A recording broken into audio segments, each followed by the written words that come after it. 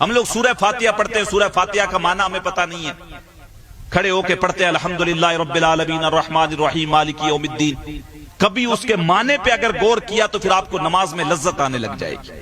تمام تعریفیں اس اللہ کے لیے جو دونوں جہانوں کا رب ہے، الرحمن الرحیم جو رحمان بھی ہے رحیم بھی ہے، مالک یوم الدین جو صرف رحمان اور رحیم نہیں ہے بلکہ حساب کے دن کا مالک بھی ہے۔ اور پھر اپنی عبادت کا جو ہے وہ تذکرہ کیا کہ ایاک نعبد و ایاک نستعین، اللہ کی بارگاہ میں بندہ عرض کرتا ہے مالک ہم تیری عبادت کرتے ہیں، تجھ ہی سے مدد طلب کرتے ہیں، اہدنا الصراط المستقیم، اور اللہ کی بارگاہ میں دعا کرتا ہے اللہ ہمیں سیدھے راستے کی ہدایت دے دے۔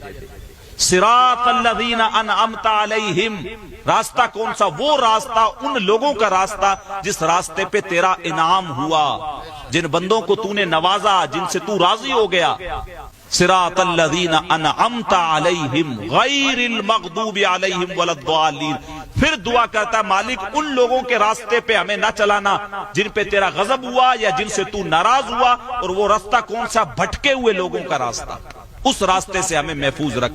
ہر نماز کی ہر رکعت کے اندر ہم لوگ سورہ فاتحہ پڑھتے ہیں لیکن اس کا ترجمہ ہمیں پتہ نہیں ہے، سورہ اخلاص ہم لوگ پڑھتے ہیں لیکن اس کا معنی ہمیں پتہ نہیں ہے۔ تو وہ رٹو توتا جس طریقے سے ہوتا ہے، ایک دو سورت ہم لوگوں نے رٹ رکھی ہوتی ہے اور پھر اسی اعتبار سے چیزیں ہم لوگ جو ہے وہ کر رہے ہوتے ہیں، اور پھر سوچتے ہیں حضرت یار نماز میں جی نہیں لگتا، سکون نہیں آتا، مزہ نہیں آ رہا ہے نماز میں۔